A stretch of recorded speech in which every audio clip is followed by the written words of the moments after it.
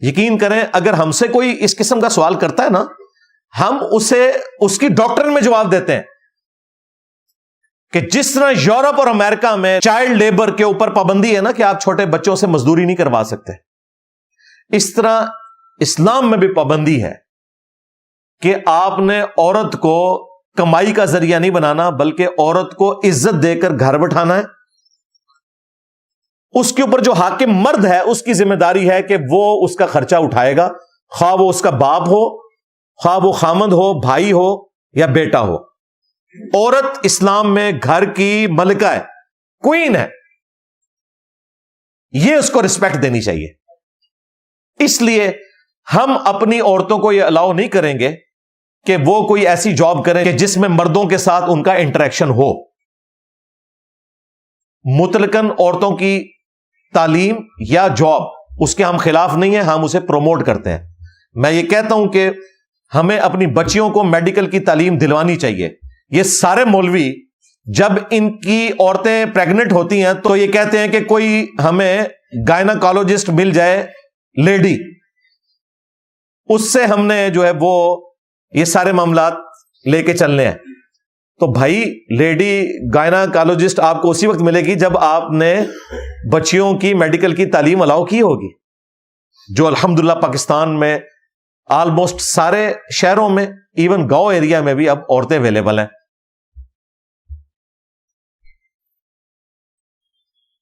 اسی طریقے سے ایجوکیشن میں، یعنی تعلیم کی فیلڈ میں عورتوں کو آنا چاہیے۔ ظاہر ہے بچیوں کو تعلیم دینے کے لیے بچیاں ہی ہونی چاہیے۔ کو ایجوکیشن کو آخری درجے میں اوائڈ کرنا چاہیے، لیکن جب تک کوئی آلٹرنیٹو موجود نہیں ہے اس وقت تک تو ظاہر ہے اسی سسٹم میں بچیوں نے تعلیم حاصل کرنی ہے گیون سرکمسٹانسز میں۔ میں بالکل وہ طالبان والے نظریے کو درست نہیں سمجھتا جو انہوں نے اس وقت ظلم کا بازار گرم کیا ہے، کہ پہلے انہوں نے جھوٹ بولا انٹرنیشنل میڈیا سے کہ جی ہم وقتی طور پہ اسکول بند کر رہے ہیں۔ ہمارے کئی اسٹوڈنٹس ہیں افغانستان میں، وہ بتا رہے ہیں انہوں نے پرماننٹلی اسکول بند کر دیے ہیں اور وہ بچیوں کی تعلیم کے خلاف ہیں۔ یہ بالکل جھوٹ بول رہے ہیں کہ وقتی طور پہ، وقتی طور کیا، چوتھا سال شروع ہو گیا۔ انہوں نے اپنی عورتوں کو پھر مردوں سے پھر چیک کروانا ہے بعد میں، وہ بھی ان کو ہضم نہیں ہوگا۔ یہ کیا کر رہے ہیں؟ تو ہم قطعاً عورتوں کی تعلیم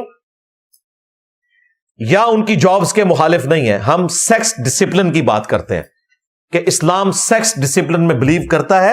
فرائیڈ نے تو ابھی آ کے کہا ہے نا کہ سب سے امپورٹنٹ جذبہ سیکس کا ہے۔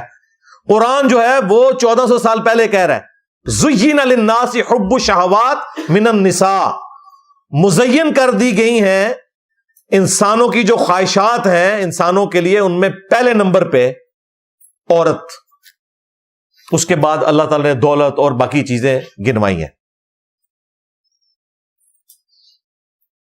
میں اکثر اپنی ویڈیوز میں کہتا ہوں کہ مجھے اسلام میں توحید کے بعد سب سے زیادہ پسندیدہ چیز سیکس ڈسپلن ہے۔ توحید آپ کو ایک اللہ کا کر دیتا ہے اور باقی دنیا کے ہر طاغوت سے آزاد کر دیتا ہے، اور سیکس ڈسپلن اس سے بہتر کوئی ذریعہ ہی نہیں ہے اس دنیا میں زندگی گزارنے کا۔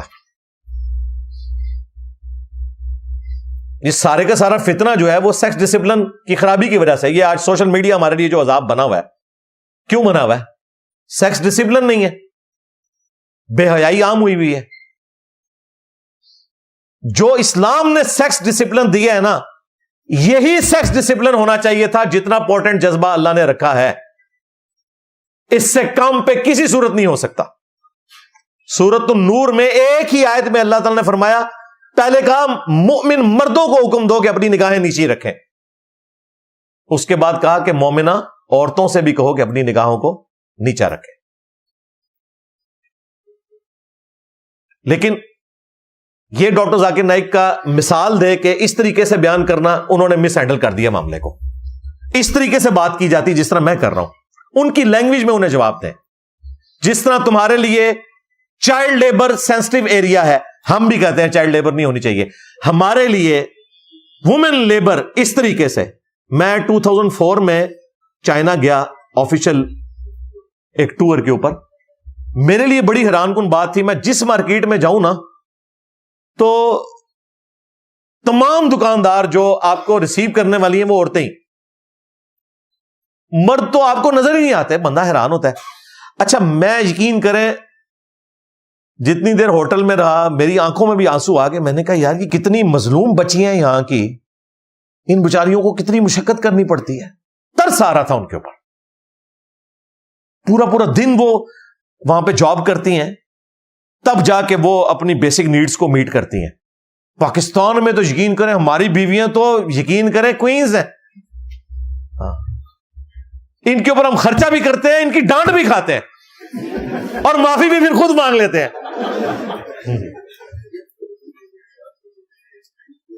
اللہ نہ کرے انہیں پاکستانی عورتوں کی ہوا لگ جائے، بلکہ اللہ کرے کہ لگ جائے. تو یہاں تو اس طریقے سے بات کرنی چاہیے کہ اسلام نے عورت کو ڈگنیٹی دی ہے، لیکن یہ بیلنس کرنا ہے. اس ڈگنیٹی کا مطلب یہ نہیں ہے کہ ہم عورتوں کی جاب کے مخالف ہو جائیں، نہیں. گیون سرکمسٹانسز میں انہیں آزادی ہونی چاہیے. بعض اوقات جینوئن ضرورت بھی ہوتی ہے عورتوں کی. میں تو ایون جو عورتیں ٹی وی چینلز پہ آ کے کام کر رہی ہیں یا ایون خبریں بھی پڑھنے آئی ہیں، مجھے نہیں پتا ان کے گھر کی کیا صورتحال ہے. ان کا معاملہ ان کے رب کے ساتھ ہے. میں کسی کے اوپر کوئی فتویٰ نہیں لگاتا، صرف میں اصلاح کی طرف ضرور بلاؤں گا. لیکن مجھے نہیں پتا کہ گیون سرکمسٹانسز میں اس کے پاس شاید ایسے ریسورسز ہی اویلیبل نہ ہو کہ ایک وہ عزت کے ساتھ زندگی گزار سکے. اس کے لیے اسے مجبوراً یہ جاب اختیار کرنی پڑ رہی ہے، بجائے اس کے کہ وہ عورت کوئی غلط راستہ اختیار کرتی، وہ عزت کی ایک نوکری کرنا چاہ رہی ہے. اس کا اور اس کے رب کا معاملہ ہے. بالکل ہم کسی پہ کوئی فتویٰ لگانے والے نہیں ہوتے. میں تو بھائی اللہ سے ڈرتا ہوں، سیدھی سی بات ہے. بات اپنی پیشن سے پہنچاتا ہوں، لیکن اگر آپ کسی اسپیسیفک بندے کے بارے میں مجھ سے فتویٰ لیں، اللہ سے خوف آتا ہے. اللہ کا اور اس کا معاملہ ہے. اللہ تعالیٰ چاہے تو کسی بھی بات پہ کسی کے ساتھ کوئی گرفت والا معاملہ کر لے، کسی کو چھوٹی سی بات کے اوپر بخش دے. بخاری مسلم میں حدیث ہے، ایک بدکار عورت تھی، اس نے ایک دفعہ اپنے چمڑے کے موزے میں رسی باندھ کے کنویں سے پانی نکال کے ایک پیاسے کتے کو پلا دیا. اللہ تعالیٰ نے اسے بخش دیا. لیکن اس کا مقصد یہ نہیں کہ ہم لوگوں کو بدکاری پہ آمادہ کریں، یہ اللہ کی رحمت کا بیان ہے. دوسری طرف بخاری مسلم میں حدیث ہے، ایک نیک عورت تھی، اس نے ایک بلی کو قید کر دیا، بھوکی پیاسی مر گئی، وہ جہنم میں ہے، اس کی نیکیاں بھی ضائع ہو گئی. لہذا یہ بیلنس کر کے چلنا ہے بھائی. یہ اللہ تبارک و تعالیٰ نے اس اعتبار سے جو معاملات رکھے ہوئے ہیں ان کو دقت نظر سے دیکھنے کی ضرورت ہے. لہذا بھائی ہم تو بڑا ڈرتے ہیں، سیدھی سی بات ہے. تو اسی طرف آ جائیں سیکس ڈسپلن. مؤمن مردوں کو حکم دو کہ اپنی نگاہوں کو نیچا رکھیں، مؤمنہ عورتوں کو حکم دو کہ اپنی نگاہوں کو نیچا رکھیں. پھر صحیح مسلم میں حدیث ہے، میرے رب نے مجھے حکم دیا ہے اچانک اٹھ جانے والی نظر کے بارے میں کہ میں فوراً ہٹا لوں. ٹک ٹکی باندھ کے بھی آپ کسی عورت کو دیکھ نہیں سکتے. خبریں بھی اگر دیکھنی ہے تو ضروری نہیں کہ آپ نے دیکھنی ہے، ہاں سننی ہے. اسی طریقے سے صحیح مسلم میں ایک حدیث ہے، نبی علیہ السلام کے سامنے سے کچھ عورتیں گزری، آپ کی اچانک نظر پڑ گئی، آپ گھر کے اندر گئے، اپنی بیوی کے ساتھ ازدواجی تعلق قائم کیا اور باہر نکل کے صحابہ کرام سے فرمایا کہ اگر اچانک نظر پڑ جائے کسی عورت پر اور تمہیں بھلی معلوم ہو تو فوراً اپنی بیوی کے پاس جاؤ، اللہ نے اس کے پاس بھی وہی چیز رکھی ہے جو اس عورت کے پاس ہے. یوں شیطان کا یہ جو خیال ہے تمہارے دل سے نکل جائے گا. ہمیں تو یہ تعلیم دی گئی ہے. جامعہ ترمذی میں اور سنن نسائی الکبریٰ میں حدیث موجود ہے کہ جہاں دو اجنبی مرد و عورت ہوتے ہیں، تیسرا ان میں شیطان ہوتا ہے. لیکن پبلک گیدرنگ کا معاملہ الگ ہے. جابز میں اجنبی مرد و عورت دو الگ کمرے میں نہیں ہوتے، کہیں ایک آفس میں بیٹھے میں، ان کا معاملہ بالکل الگ ہے. یہ میں اس کو نہیں کہہ رہا. یہ وہ معاملہ ہے کہ وہ اسکول ٹیچرز یا وہ کالج یونیورسٹی کے ٹیچرز جو وہاں کی فیمیل ٹیچرز کو یا فیمیل اسٹوڈنٹس کو اکیلے اپنے کمرے میں بلا لیتے ہیں، پھر بلیک میلنگ کرتے ہیں، جو اکثر یونیورسٹیز میں بھی آپ کو اس قسم کے واقعات رپورٹ ہوتے ملتے ہیں. وہ والی چیز منع ہے. اس میں پھر یہ خدشہ ہوتا ہے. اس اعتبار سے اسلام کا جو سیکس ڈسپلن ہے وہ کمال ہے، اور وہ اس درجے میں ہے، المعجم الکبیر طبرانی میں حدیث موجود ہے صحیح سند کے ساتھ، اور شیخ البانی نے سلسلہ احادیث صحیحہ میں بھی حدیث لی ہے کہ کسی مرد کا اجنبی عورت کو ہاتھ لگانا اس سے بہتر ہے کہ اس کے سر میں لوہے کی کیل ٹھونک دی جائے. یعنی اگر کسی زندہ شخص کے سر میں لوہے کی کیل ٹھونگی جائے تو اس کی جو تکلیف ہے نا وہ کم ہے ایک اجنبی عورت کو ہاتھ لگانے کی تکلیف اور عذاب قیامت کے دن اس سے زیادہ ہونے والا ہے. لیکن ظاہر ہے اس میں پھر وہ ایکسیپشنز ہیں کہ اگر کوئی ڈاکٹر ہے اس نے اپنے مریض کو چیک کرنا ہے، اس میں بھی میں جو میل ڈاکٹرز ہیں ان کو یہی ریکویسٹ کرتا ہوں کہ آپ دستانہ استعمال کریں، نیکڈ چھونے کی بھی ضرورت کوئی نہیں ہے، ہمارے پاس آپشنز موجود ہیں. یا اگر آپ نے اس اعتبار سے کوئی چیک اپ کروانا ہے تو اسسٹنٹ کوئی فیمیل رکھ لیں، اس کے ذریعے فیمیلز کو اگر بلڈ پریشر ان کا چیک کرنا ہے آپ خود نہ کریں، اسسٹنٹ رکھ لیں. اس طرح ٹیکہ لگانا ہے تو وہ جو خوف خدا رکھنے والے لوگ ہیں انہوں نے اپنے لیے آپشن کھولے رکھے ہوتے ہیں. لہذا اس میں ہمیں ڈاکٹر ذاکر نائک کا جو موقف ہے وہ بالکل درست ہے سیکس ڈسپلن کے پوائنٹ آف ویو سے.